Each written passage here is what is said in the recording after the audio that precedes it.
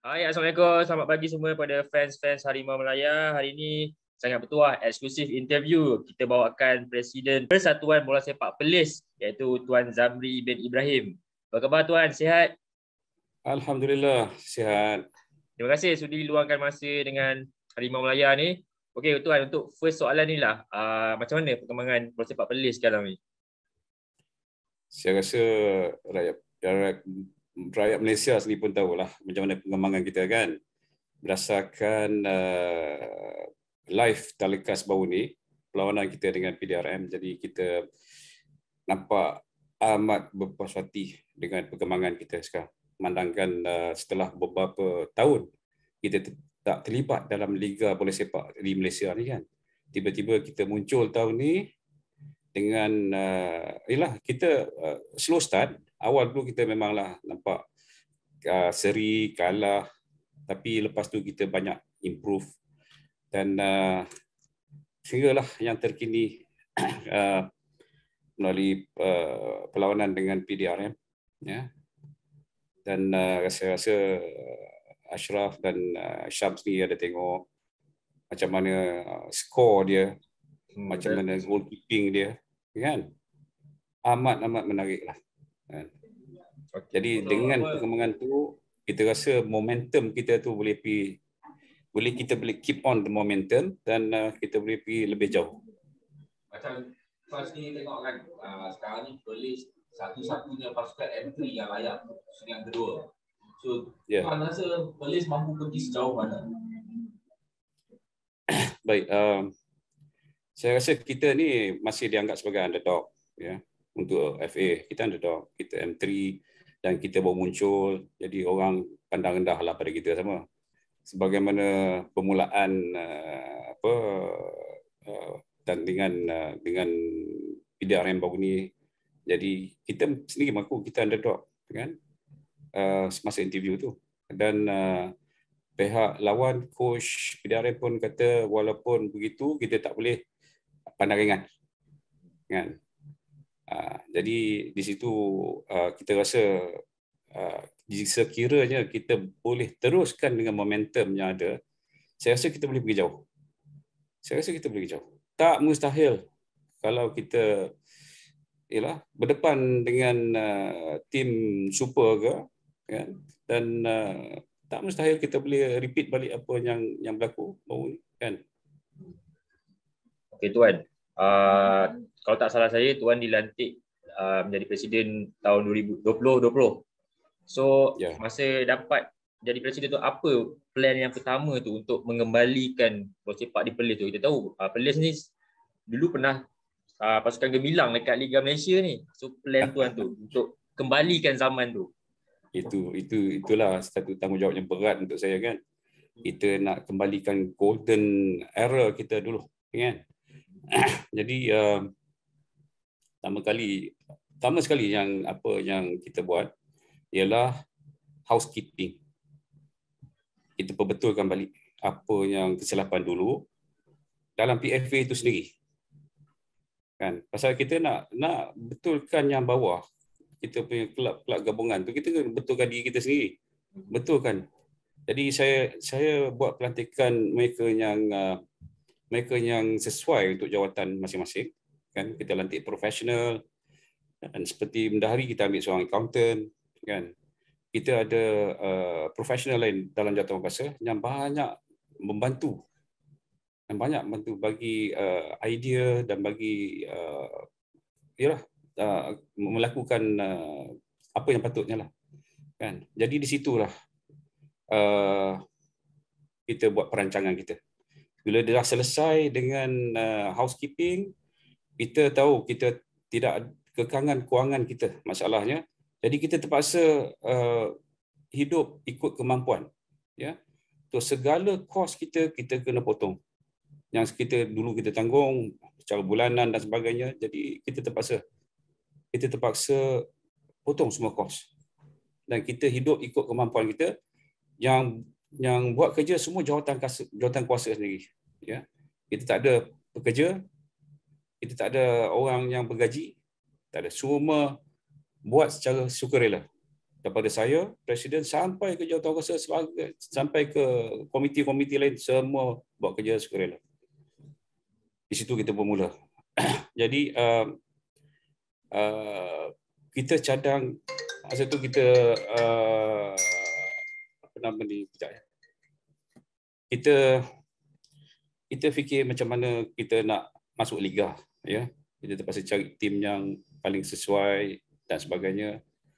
Dan penubuhan PFC ini pun atas idea daripada PFA juga, idea saja kan. Dan selebihnya jawatankuasa PFC yang lakukan, ya. Dan tapi kita tak boleh biarkan PFC begitu saja. So PFA terpaksa bantu dari segi teknikal, kan. Kalau kita nak apply, dapatkan lulusan daripada Suruhanjaya Sukan dan sebagainya, banyak paperwork dan sebagainya. Jadi PFA kena bantu. Dan juga untuk kita terbuka untuk mana-mana tim untuk disahkan, ya. Jadi terpaksa dapatkan sijil daripada Suruhanjaya Sukan. Jadi kita akan bantu mana-mana tim sekalipun. Termasuklah PFC. Kita bantu, dan kita bantukan dari segi mendapatkan bantuan kewangan sikit-sikit lah daripada kawan-kawan, kan. Kita memang tak ada sponsor. PFC tak ada sponsor. Kalau Ashraf dan Syam tengok jersey kita malam tu, bersih lah. Tak ada apa. Depan tak ada apa. Cuma logo PFC saja dengan logo Lotto dan kerajaan negeri. Kerajaan negeri bantu banyak. Jadi dengan bantuan daripada kerajaan negeri, kita rasa banyak beban kita telah, beban PFC dan juga PFA sekalipun lah, telah diringankan. Jadi penggunaan stadium dan sebagainya. Jadi terima kasih banyak-banyak kepada kerajaan negeri, khususnya kepada Menteri Besar Perlis. Jadi kita boleh bergerak dari situ, perlahan-perlahan. Apa sebenarnya yang kerajaan bantu untuk Perlis PFC untuk season ni? Maksudnya nak start balik, kan? Okey, dari segi kewangan tak ada. Ya, dari segi kemudahan. Pasal kita tahu kekangan kerajaan negeri Perlis dan kewangan dan sebagainya, jadi kita faham. Tapi Menteri Besar kita amat prihatin dengan apa yang kita hadapi, dan memandangkan ini kali pertama Perlis nak sampai ke peringkat ni. Jadi beliau berusaha bantu kita dengan menyediakan tempat training, perlawanan di stadium. Kita tak perlu bayar dah untuk stadium. Kalau tidak mahal tu, sekali satu game pun banyak ribu, kan. Jadi kita diberi kemudahan tu. Jadi saya terima kasih pada MD kita, dan juga bantuan personal daripada kawan-kawan, yalah, daripada syarikat kawan, sikit-sikit lah, bukan jadi sampai ke tahap sponsor, ya, sikit-sikit. Dan juga bantuan juga sikit daripada Datuk Seri Syahidan, ya, yang tolong bantu juga. Tapi ini semua kepada PFC, ya, kepada PFC. Kalau jadi kita apa tu? Jadi kita ni tolong atur saja, ya. Bekas kita memang tak boleh involve dengan apa game. Memandangkan PFA ni telah digantung oleh FIFA, jadi kita tak boleh terlibat dengan apa-apa game, ya. Jadi kita tolong bantu segi teknikal, kita tolong aturkan dari segi dapat sikit-sikit financing daripada kawan-kawan, kan. Itu saja. Pasal PFC ni baru, dia tak kenal siapa lagi, kan. Saya nak dapat penjelasan, maksudnya sekarang ni PFA dengan PFC dah memang tak ada kaitan apa-apa langsung. Sebab tak ada. Tak ada, kan? Sebab apa PFA memang bergantung ni masih bergantung, kan? Masih. Kita masih digantung oleh FIFA. Isu pembayaran gaji import dulu ni. Tapi ini bukan semasa pentadbiran kita, ini yang dulu. Ya. Jadi kita inherited masalah dulu. So ada solution tak untuk ni? Takat sekarang kalau kita nak, pertama PFA ataupun mana-mana persatuan bola sepak dah tak boleh terlibat dengan competition. Ya, jadi kalau lah ini saya kata dalam keadaan kalau kita settle pun kita masih tak terlibat dalam competition. Kita persatuan ni cuma terlibat dalam development football dalam negeri. Kan, dia aturkan liga negeri untuk akademi ke apa macam tu lah. Dia tak boleh terlibat. Jadi bukanlah makna kita tak mahu selesai masalah tu. Cuma kita kena ada rezeki lah. Kan? Pasal dia melibatkan satu jumlah yang banyak kan. Jadi buat masa ni kita tak ada lagi rezeki untuk selesai masalah tu. Kalau Tuan tak keberatan, Tuan kongsikan sikit berapa actually amount jumlah yang atau tunggakan apa yang berhutang. Baik, hutang untuk import ya, ini import. Pasal dia melibatkan interest dan sebagainya, dia Timantara telah buat keputusan kan. Timantara telah buat keputusan dan pihak kita dulu, pentadbiran dulu, bila kita kena satu macam pertuduhan lah oleh FIFA dulu kan. Masalahnya kita tak jawab. Yang dulu tak jawab. Kalau kita jawab, saya rasa kita ada good case masa tu. Kita tak jawab. Pasal saya dapati semua pemain import tu semua tak sah tau. Kita dah check dengan immigration semua, dia orang semua tak ada permit. Permit tak ada. Macam illegal lah. Illegal. Jadi bila dari segi undang-undang, kalau status kita illegal, kita masuk kontrak, makna kontrak itu jadi tak sah. Ini yang keadaan ni yang players ni, import ni, dia tak disclose pada arbitrator. Arbitration dulu kan, dia tak disclose benda ni. Jadi tapi kita tak ambil peluang tu masa tu. Kita tak ambil peluang tu, kita tak jawab.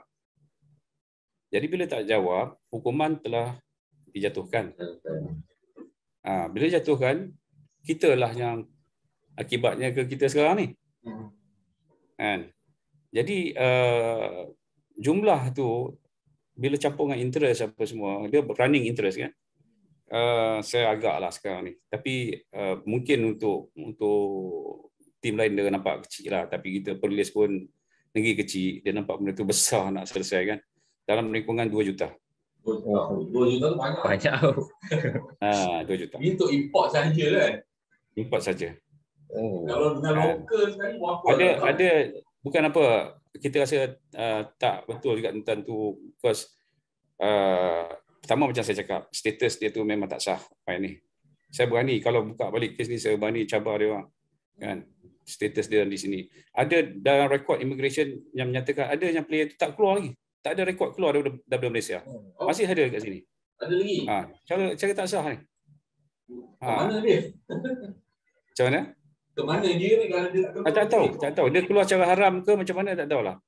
Ini yang players import yang kita ambil dulu kan. Saya rasa pihak FAM pun tak ada rekod players ni. Kan, saya tak tahulah, ini kena check dengan FAM. Tapi yang saya dapat maklumat ada immigration macam tu lah. Kan. Ada yang status sebagai turis kan, pelancong. Dia masuk pakai visa turis, lepas tu dia lepas tu ada student visa. Kan. Jadi inilah yang kita persoalkan, tapi too late kita nak jawab tak boleh lah kan. Ini skema bola sepak main. Jadi okey tuan, kalau itu daripada segi import, kalau lokal ada juga tunggakan ke? Lokal ada sikit, tapi dengan lokal ni kita boleh orang kata, kalau ada rezeki nanti kita boleh bincang lagi. Kan. Pintu perbincangan tu masih terbuka kan. 1 juta ada. Ya. Untuk lokal. Untuk lokal nanti berapa? Lokal dalam saya estimate lah dalam 1 juta juga lah. 1 juta jugalah. Banyak tu. Ya. Betul. Tapi kalau daripada segi bagi tahu tadi tuan bagi tahu Perlis tak ada sponsor semua. So daripada segi bajet untuk tahun ni macam mana? Adakah PFA membantu Perlis United juga? Tak, kita pun tak ada kekuatan kewangan untuk bantu dari segi kewangan, kita tak ada. Kan? Cuma kita tolong cari, macam saya cakap tadi, bantuan daripada kawan-kawan PFA, kan? Kita ada juga kawan-kawan yang tolong bantu. Macam kecil-kecil lah, macam kata kalau baru ni kita pergi ke KL untuk lawan PDRM kan. Ada kawan-kawan support makan, ada kawan-kawan bayar untuk accommodation. Kan semua putih-putih lah kan, kawan-kawan ni buat ada WFM sendiri kawan-kawan saya. Kan bila saya call tolonglah, kita tak ada PFC, tak cukup bajet. Dia orang tong-tong cari duit kan. Tolong support. Kecil-kecil pun campur-campur jadi okey juga. Dan bila game tu selesai dan adalah yang businessman di Perlis, W Perlis yang duduk di KL tu, dia orang seronok kan. Dia panggil players ni belanja makan apa semua, dan dia orang pun kata kalau nak lawan di sini pula beritahu dia nak tolong kan. Tolong dari segi kos-kos lah, tahu kita lawan away ni kos kan. Betul, kos. Kos tu banyak, dan transport lagi. Setambah baru ni kita kena duduk beberapa hari di KL kan, pasal mula lawan M3, lawan KL Rovers. Lalu kita kena tunggu lagi 2 hari nak lawan pula PDRM di KL juga. Jadi kos tu berapa hari kan. Kalau kawan-kawan tak tolong, kalau kawan-kawan tak tolong, pengsan kita. Maksud saya PFC lah kan. Dia macam ni lah. Kita kira PFA dan PFC ni macam bapa dengan anak, lebih kurang macam tu lah. Jadi kalau anak sakit kepala, bapa pun sakit kepala lah. Kan? Kita tak boleh biar dia orang kan. Kita kena tengok macam mana nak tolong. Dari segi kewangan, macam saya cakap, kita tak ada bantu, kat kita pun tak ada segi kewangan kan. Support daripada kawan-kawan jugalah untuk bantu. Alhamdulillah lah kawan-kawan, ada kawan-kawan yang dalam jawatan kuasa PFC sendiri tolong, ada juga kawan-kawan saya sendiri tolong. Kan? Cara orang yang tak dapat sponsor punya nak main bola kan. Siapa nak percaya kat Perlis? Tapi bila game di home, macam mana sambutan dia? Sebab dia tahu Perlis ni dia punya fans dia lebih fanatik sikit kan. So, mesti penuh home game. Home game kita baru-baru ni kita okey, crowd tu boleh lah. Baru nak mulakan dalam itu hari dalam 2000 macam dah. Itu banyak lah. Sedangkan compare dengan pasca-pasca lain kan. Kita dulu at one time kita punya supporter ni kata paling tinggi lah di Malaysia. Kan. Masa kita punya golden era kan. Jadi sekarang ni kita nak cuba balik benda ni. Jadi itu hari bila live kan, jadi di Perlis pun orang dapat tengok. Dia orang kata memang meletup lah dengan penonton yang tengok di kedai dan sebagainya kan. Jadi dia orang memang seronok. Jadi saya foresee benda ni kalau lawan home pula lepas ni, kita ada home game hari Ahad ni. Kan? Saya rasa ramai akan datang dengan kita punya performance. Yang dulu yang kurang sikit tu pasal kita punya first game tak apa nak cantik, second game kita tak apa nak cantik kan. Walaupun friendly kita nampak tak apa nak cantik, itu yang adalah peminat datang tapi taklah seramai yang kita expect kan. Macam Tuan cakap tadi, Persatuan Bola Sepak Perlis ada mengutamakan untuk mencari bakat-bakat baru dengan tak silap saya Liga Perlis Under 21. Itu untuk adakah final dia besok final. Oh, besok final. Adakah dia menyalurkan juga pemain itu kepada Perlis United juga ke, ada jalin hubungan ke? Ini kelab-kelab di Perlis lah ya. Kita ada juga tim untuk belia dan juga presiden kan. Jadi yang kita boleh ambil daripada situ lah. Jadi kalau nak masuk terus daripada kelab-kelab lain tu, saya rasa kita kena utamakan kita punya tim sendiri yang ada dekat presiden dan juga belia. Dan sekarang baru ni kita ada launch academy ya. Academy. Jadi untuk budak-budak, train daripada budak umur 7 tahun dan ke atas kan. apa perancangan jangka masa sebenarnya yang masa 5 tahun? 5 tahun. 5 tahun. 5 tahun tu. Kita ada buat roadmap kita untuk 5 tahun kan. Ada. Kita punya target of course nak pergi super lah. Maybe dalam 2 tahun lagi, mungkin 3 tahun, tak tentu, tengok macam mana kan. Itu antara perancangan kita lah. Kedua, kita plan nak ada stability dalam kita punya income. Sekarang ni kan Ashraf dan Syam pun tahu, kita bola ni dah jadi bisnes kan. Maknanya yang owner kelab bola ni kena cari income kan. So income ni every year, kalau kita totally harapkan dengan sponsor, kita akan hadapi masalah. Because lagi naik kita ke atas, super kan, mungkin kita perlukan 10 juta ke apa pula kan. Nak harap orang bagi baru nak boleh masuk game, kita kena ikut macam kata di Thailand dan di Indonesia kan. Kelab-kelab bola sana bisnes dia lagi dahsyat, kita tengok kan. Dia ada macam-macam. Jadi kita perancangan kita, ini antara yang saya duduk saya bersyarat dengan pihak pengurusan PRC dan juga kita sendiri PFA.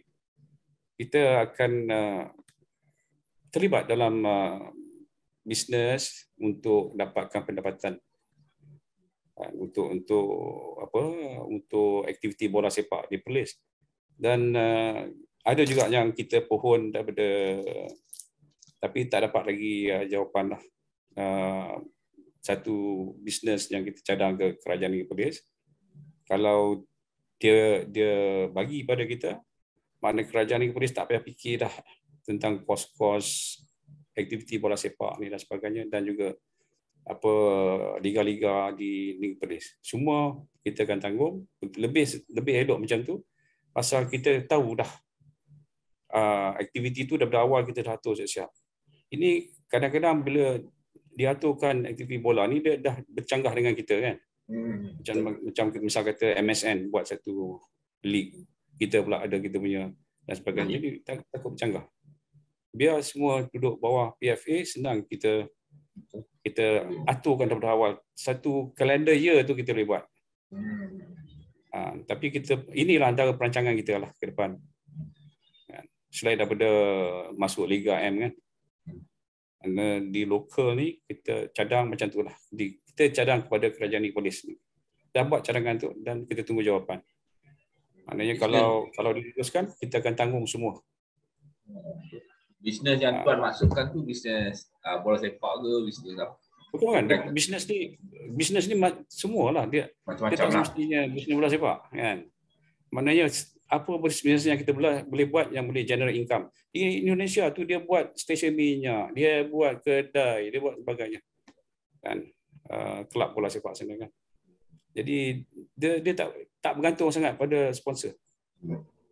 Okay.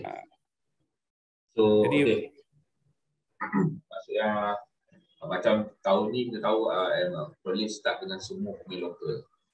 Jadi kita kata andai kata mengikut perancangan yang tuan buat untuk pasukan Perlis ni menjadi kenyataan. Kata apa, tahun depan masuk Liga Perdana, tahun satu lagi Liga Super. So adakah konsep ataupun kekal gunakan pemain lokal ni akan dikekalkan, ataupun apabila naik ke liga akan ada perubahan macam ambil import atau macam mana? Ya, okey. Ashraf dan Syam dah tengok game itu kan. Dia orang pakai 4 import. Kita boleh hidup kan? Kita boleh. Dan terpaksa import tu dikeluarkan nak ganti orang lebih baik. Jadi saya bagi pendapat saya tak semestinya import tu lebih baik. Ya, tak semesti. Tapi bila orang dengar import tu orang takut. Itu yang psikologi yang kita kena change kita punya mentality. Saya cakap kat players PRC pun macam tu juga. Jangan kita dengar nama besar ni kita dah takut. Mana bila kita takut, kita dah kalah sebelum kita start main ni. Kan? Kita jangan. Dan tambah kalau kita tengok import kan. Okeylah kalau saya akan bagi keutamaan pada lokal, pasal kita ada ramai yang main bagus daripada Perlis tau. Saya dulu masa M3 dulu boleh masuk import kan. first tahun 2020 macam tu boleh main import. Saya ambil dua. Seorang daripada Sweden ke mana dah. Satu lagi daripada US. Ya. Saya tengok, ya Allah, dia teruk main. Maybe dia tak boleh nak sesuai lagi kan. Memang tak boleh. Kan. Budak-budak kita yang teruk naik turun kan. Dia orang tak boleh perform. Jadi saya kata tak apalah. Mujurlah tak M3 dah tak pakai import kan. Jadi sekarang kita tumpu pada lokal dan future pun saya bagi priority pada lokal. Tapi kalau kita baca tentang import, kita ni Perlis. Yang terdekat kita Thailand. Thailand pun kita tahu siapa dia yang bagus-bagus di Thailand tu, yang kita boleh pergi direct, boleh bincang dengan dia orang di kelab di Thailand tu kan. Kita tahu yang bagus dan harga cukup murah lah. Harga cukup murah. Jadi mungkin kita akan pakai import macam tu lah. Tapi fokus pada pemain tempatan lah. Tempatan. Sebab saya rasa pun PJ City pun sama. PJ City pakai lokal kat Liga Super. Boleh. Tengok di mana dia orang kan. Tengok di mana dia kan.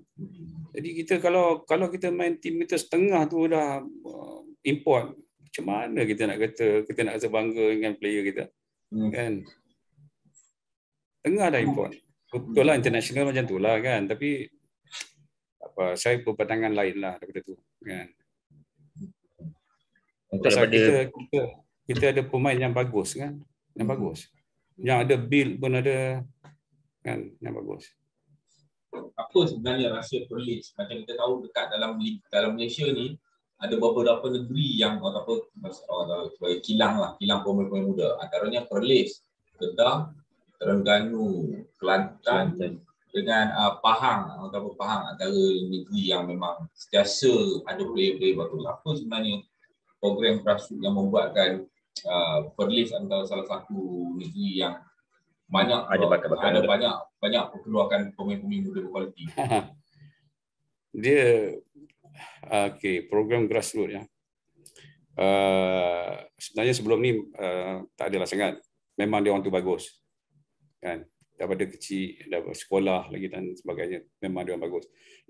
Kemudian baru ni kita dah tubuhkan satu akademi yang mana lebih teratur ya, dan sambutan pun bagus daripada parent kan dan sebagainya dari sekolah. Baru ni dirasmikan oleh Datuk Hamidin pada 20 hari bulan dia datang ke Perlis, dia rasmikan 20 hari bulan 3 itu. Jadi kita ada trainer, kita ada coach yang akan train cara yang betul budak ni. Mana kalau daripada sekarang, inilah kalau kita nak kata secara formalnya, inilah grassroots dia. Kita formal punya training. Tapi sebelum ni pun budak-budak ni memang bagus kan. Daripada dia natural talent lah. Natural talent. Kan kita banyak tengok player Perlis dah banyak keluar pasal tak ada foundation di Perlis untuk dia orang kan. Bila dia dah habiskan umur, dia tak tahu mana nak pergi, terpaksa pergi keluar kan. Padahal orang Perlis ni, dia kalau boleh dia nak duduk Perlis ya. Ini sikap orang Perlis. Dia kalau boleh biar dapat sikit tak apa, asal dia duduk kat Perlis. Pasal dia ni dekat dengan parent dia, dekat dengan saudara dia, dengan sebagainya, dia suka macam tu lagi kan. Jadi bila adanya kita mula balik masuk liga ni, jadi saya rasa ini satu asas atau foundation yang bagus untuk yang sambung daripada daripada umur 17 apa semua nanti boleh masuk ke tim yang ada sekarang. Buat masa sekarang PRC lah, tapi ke depan tu kita tak tahu kan, mungkin ada tim lain yang lebih bagus ke apa ke. Tapi buat pengetahuan Ashraf dan juga Syam, kita ni officially tim Perlis tau. Kalau tengok di jersey kita ada logo Kerajaan Negeri Perlis. Tim lain tak ada ya. Tim negeri lain tak ada. Betul tak? Tim negeri lain tak pakai logo kerajaan negeri. Cuba tengok. Betul tak? Perlis saya pakai. Jadi saya beritahu budak-budak ni, you must be proud of yourself because you carry the state's name tau. Kerajaan negeri. So main elok-elok. And jaga nama kerajaan negeri. Pasal kita nak apply dulu dengan persetujuan sukan dulu, kita dapat surat daripada kerajaan negeri membenarkan kita guna nama Perlis. Perlis United FC kan. Perlis tu, kita nak pakai nama Perlis tu. Kena dapat kebenaran.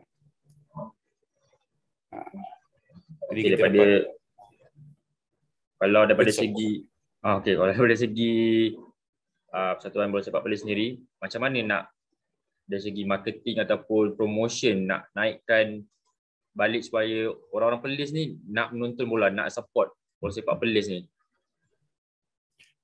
Bagi saya cukup mudah, ya. Memang tertunggu.